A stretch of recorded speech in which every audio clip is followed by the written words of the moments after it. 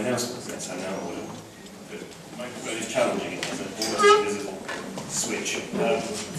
So I'd like to open the discussion, but first of all, let me just give you a quick reminder of all the things that we've heard. We began with a talk that touched on aspects such as mobility of talent and the necessity for talent to be mobile for cooperation, the vitality or the necessity of cooperation in science, and an appeal for science to engage with all audiences from kindergarten up. We then moved on. Sorry, I've just resumed your talk. I did it just. We then moved on to the question: can science be transparent? Which to me raised something that I'm very familiar with. That the perception of science is often very different from the reality of science. Michel mentioned that the science press tends to only comment on three kinds of science: the crazy scientist, the breakthrough, and the scary science. We've seen plenty of that, but I'd like to think that's changing. That's something that maybe we can discuss. Hiromi gave us a very academic view of the science of science communication, I'd like to say, and gave us a model of the importance of transparency in a crisis and the challenge that science has when people want facts and science can't necessarily provide hard facts. Annie gave us a very good example of the importance of a good catchphrase: grey matter moving to green spaces is the thing that I took from your slide. Maria, be innovative, but not to the distraction of what you're actually trying to communicate. With Nettie, we went back to where do you get your talent from? We're constantly told that the world doesn't produce enough scientists, so there's going to be a fight for them. And I think that we can all learn from what's happening at the Leiden Science Park.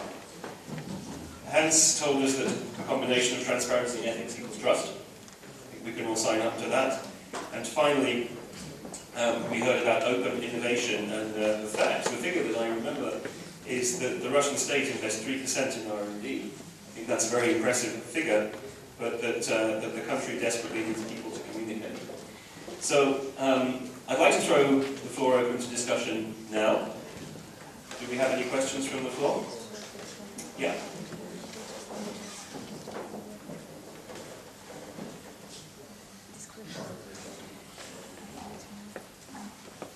Okay. Yes, a question. I was looking up to who to address it, perhaps Michel and Maria. I was wondering, you have shown us two very different realities. You know, the ITER secret, almost a secret thing, and the science part. I was wondering if you can tell us a little bit about the relationship with the surrounding communities. So the people living in the area. How do they see you? And I suspect they may see you in a very different way, but I was just curious, what would be the relationship? Are you considering yourself good corporate citizens? Are you in a good relationship? Do they love you having there? Or they would rather have a house somewhere else? What is the... Thank you. I can start. When Ideon Science Park was established in 1983, nobody knows what a science park was. So that was, of course, a big problem for the society around. The land was supposed to be used for houses, for living. So somebody protested. But since we were open, and since we had a good discussion, and were open to media, built a strong brand, and had the communication on why do we build a science park and what are the companies producing. And we had the fantastic opportunity of having Ericsson growing, Sony Ericsson, and now only Sony, growing through our science park and strengthening our brand as well. So the criticism, it died out 2 years maybe, after 2 years, and now we're seen as a good citizen, a good collaborator, both to the university and to the big industry around. But you things like, I don't know, throwing parties for the communities, inviting them over, open days, is transparency, I mean, concretely, what does it mean, transparency? You know, getting the community to actually see what you're doing, or just communication through more traditional ways like, I don't know, newsletter or something? I think that we can be even more good in that one, but to show what we're doing on the webpage, to lift up the companies and encourage them to speak, but also to build an open place. And actually, you can do that with buildings as well. Show that we're open. So we're having 3 restaurants and 2 cafes right now, and we are showing now we are open up the service. That the service has been turning inside to the companies before, and now we're turning the service outside to the community so that we're open up. And hopefully have a little bit more of activity after 5 o'clock during weekdays. But it isn't easy. As far as ITER is concerned, as you have seen, the reactor is being built in this beautiful region of Provence. And I have to say that the beginning were difficult. Because we started by devastating 40, 50 hectares of forest. Now there has been an active policy of meetings, public debate, etc. I have to say that things are very different for several reasons, but one of the reasons is that the village, which is the closest to ITER, has probably the highest density of restaurants in France. Because, okay, the staff is going to take lunch there, so people benefit from the presence of the project. Well, I mean, it's a bit caricature, but it plays a role, and we have also an active policy, thanks to my Director General, who is very much open to that, and this is, I think, the major point. We have an active policy of being open, organizing open doors, as you say, but also inviting the local authorities, the mayors, the Conseil Généraux, etc., all these organizations which are providing money also, the locals, the international school. We invite them on a regular basis, for example, when the building is completed, so that they can see really what's going on, they can talk with the scientists, and in a way give a human face to a high technology.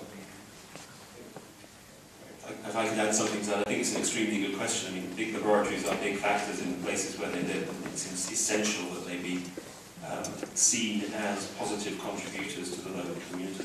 And I've noticed myself a couple of examples of laboratories that have really engaged themselves with their communities, and then they've had an accident. Same accident as it happened, leakage of tritium in very small quantities, completely unharmful quantities. And in one of these cases, the laboratory that got its local communication right got letters saying thank you from people who lived along the watercourse where the tritium went, and articles in the paper saying what a responsible neighbour they are. And the other facility that tried to keep quiet about it had its facility that leaked tritium shut down. So it's very, very important to be honest and open and transparent, I think, in those particular cases. I can give you a figure maybe to illustrate how different is the perception. There has been in July last year a public inquiry. It's an obligation from French regulation about nuclear installation. So we had to organize a public consultation. There has been a commission established by the French ministry. They received 11,000 contributions, questions, comments about the project. Only 90 came from the cities around the project. And these were globally positive. The rest, mostly negative, I have to say, came from the rest of France. So you're saying that the NIMBY movement doesn't apply to ITER? Not in my backyard. Do we have any other questions? Or is everybody feeling too hungry? I can give one more comment on this further discussion. Right now we are having 2 major research facilities invested and established in Lund, actually, this small fantastic university city in southern Sweden, very close to our science park. And we are now having a discussion on how to show that, how to be open, because I know that the research facility can't be that open. It's the same for you. You can have a visitor center, but you can't let people into the stations. So then we are discussing how to build a science center, how to be open, how to collaborate with schools and the youngsters and families during weekends. How to make it a tourist attraction, actually. Not easy, but very important. So if you have any good examples, please tell me. And some words about Skolkovo. We are only beginners, and there will be about 20,000 people who live in Skolkovo during 7 years, 10 years. But we will close place. We will be open place, and every visitors from big Moscow, from Sheremetyevo airport, from Vnukovo may visit us, and there will be interesting proportion between squares for science researchers and urban territory. For 1 square meters of place of laboratories, we will have 4 square meters for the rest, entertainment, lifestyle, and so on. And one more about our not charity. We organized a special project, new secondary school for Russia, and many specialists took part in this project. And there were 10 winners. 1 project will be built in Skolkovo, and 9 projects will be built in Russian regions, because more than 100 first startups are from the regions.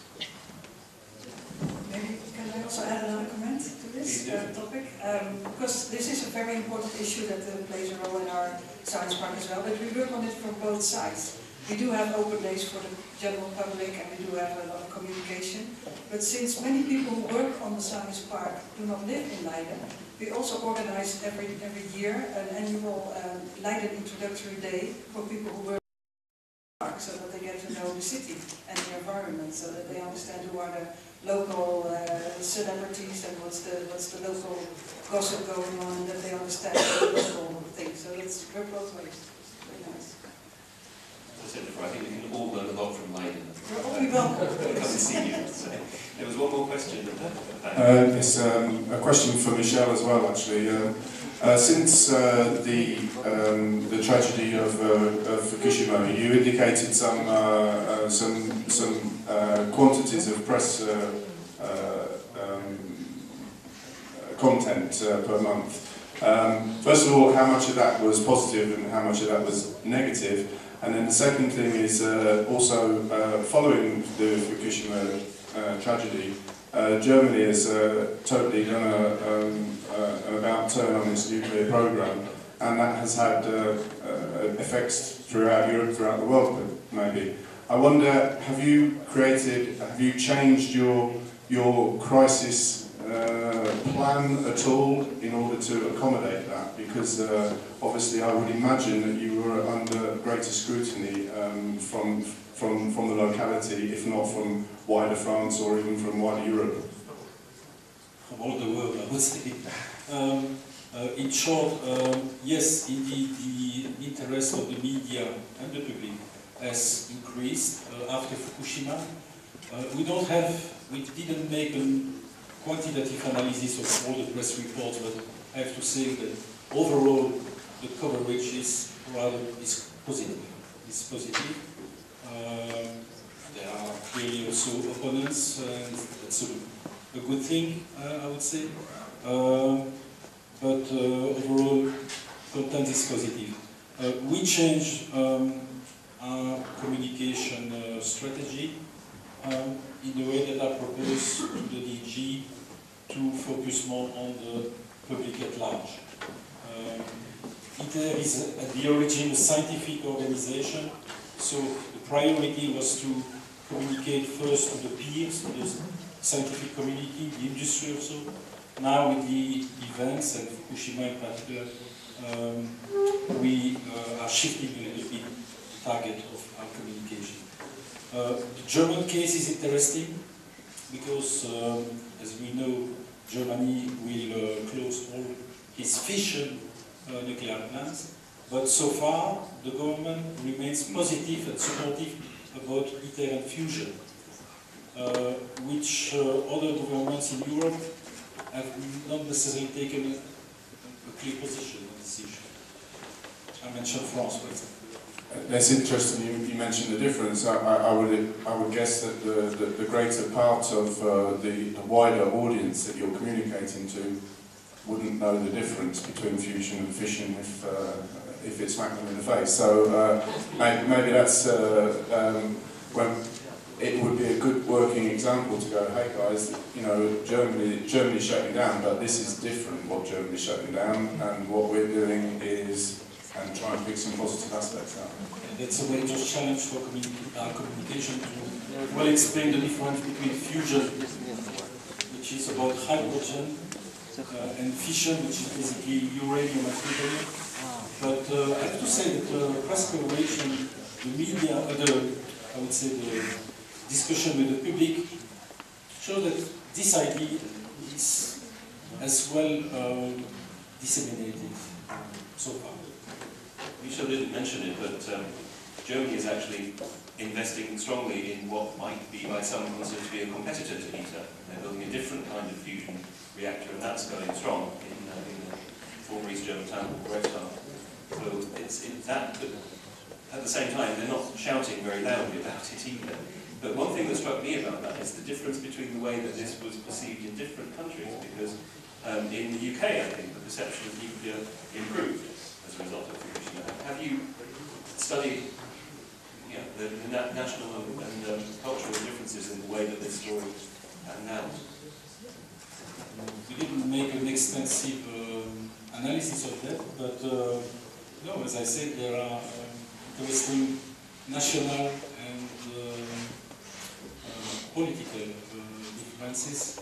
And for example, France, who is hosting ITER and who has invested lots of money in the project, at the moment, French politicians are very discreet. I would say almost absent in this discussion. Are they discreet because they're worried about their future political lives? Or don't they want to show support for that? Do they not stick their head above the parapet enough? These are important things that we're talking about here. This is future power generation. The world is going to be incredibly short if we all shut our nuclear power stations down. In France, it's an election year. I think that's probably the most violent. But this is a problem. Unfortunately, these guys are short-termism, aren't they? Meeting the electorate's demands for the next 3 or 4 years, short-term promises, it doesn't do any of us any favours. Why the communication needs to be long-term in its nature. We have another question here at the front. Yes, thank you. One question addressed to all of you because you're great specialists in this field, especially to our colleague from Japan. After Fukushima, what do you think? Who should take responsibility? What is the best, the most effective way to go and talk to the audience? Because we are talking about such a scale of this strategy. This is not only the fact that includes the private company, it's also the governmental structures. Who should take the responsibility and to talk to press, to your people, I mean, within the country, also to the foreign audience? Who should be the most effective speaker or spokesperson or structure if such a tragedy happens? Yes, government spokesperson and also some spokesperson of the company have many press conferences every day, and they give information to us. But the people trust not that side, but the TV commentators, because they stand outside of the government and also the company. So the third people was trusted in Japan. So I don't say who have to comment about the situation, but the all sides, university, and TV, and journalists should comment it the situation.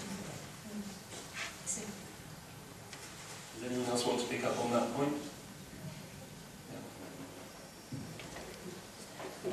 I think it's important that the governments are open, as you said, and showing compassion.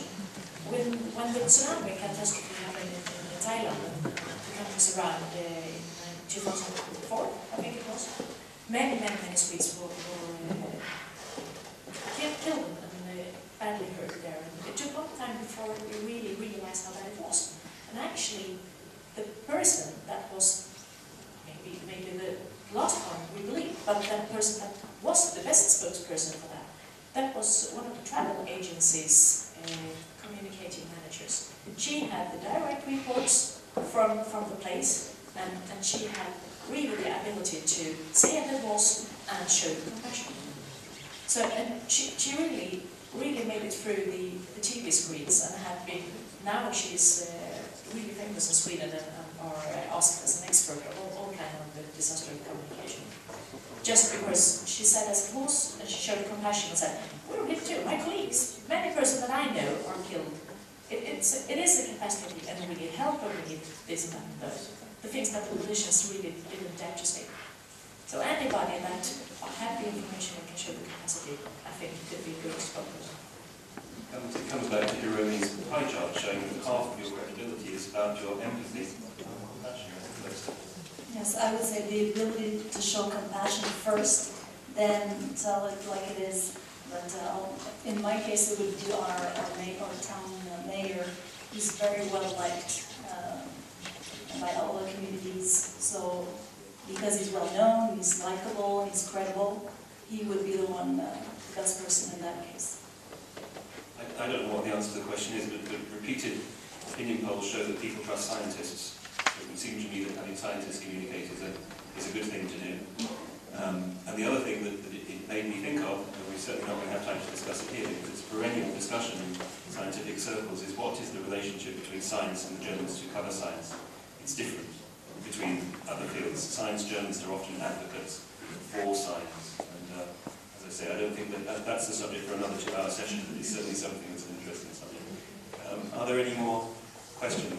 There is a question over there. I think this would probably better be the last one, because we're now more than half an hour late when we started. To press out. My problem is to understand why we see the Fukushima as a disaster.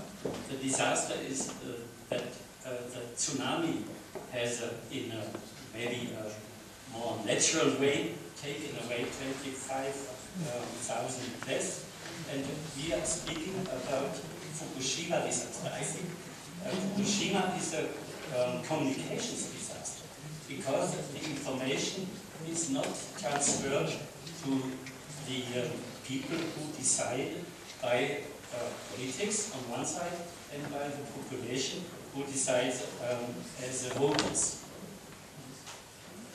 Question to all. Does anyone want to take up that question?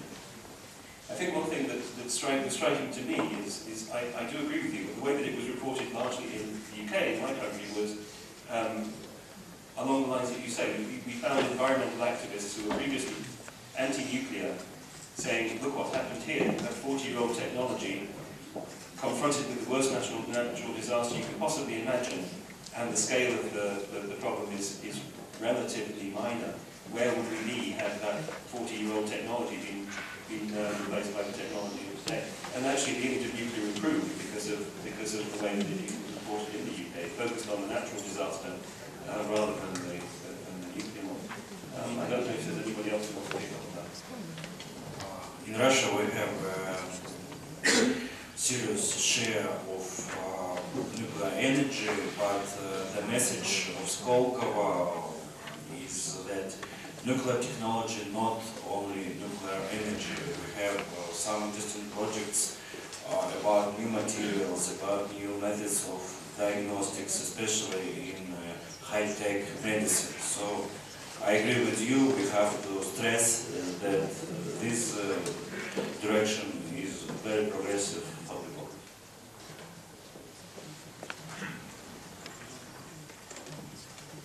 Well, I guess, of course, Fukushima was also, again, to a certain extent, a manipulation of the media. And I can give you a good example in that field of SARS. I suffered through SARS in Hong Kong. And it was absolutely incredible what information were put to the people. So it was so ridiculous that people started to think that you could get SARS from pressing the button at the elevator. So the people started to cover the elevator buttons. And of course it was not true. It was all manipulated. And I think actually Fukushima is a very good example. The thing that really happened was the tsunami and the way we handled then the rest. I can add to that as well. I happen to know somebody, don't ask me why, who travels everywhere with a Geiger counter in their pocket and happened to be in Tokyo at the time of the earthquake and all the way through the aftermath of it as well. And the Geiger counter rose slightly above the natural background level at the time of the earthquake, and that was all. Not again after that, simply because of the movement of the Earth releasing the natural radioactivity from the Earth. Not again, that was not what we read. So, yes, I think, okay, Paul. Quick point on that, which is really, and I hesitate to drop this name into conversation lest it open a huge can of worms, but there's a risk management professor out of Rutgers University called Peter Sandman, who formulated the outrage, hazard equals, or risk equals hazard plus outrage, and has a whole list of things that have a tendency to make people more outraged, one of which is that the disaster is man-made rather than natural. And so there's a completely different reaction to something that seems to be, no offense, created by science rather than created by nature. And Saturn's work on that gives you a whole list of sort of flashing red lights of things that are just going to generate a degree of media and public outrage that a natural disaster is not going to generate. Thanks very much for that. And I'm not going to open the can of worms, I'm just going to recommend to all the science communicators here that we group that first. Thank you all again very much. It's been a very interesting session. Thank you.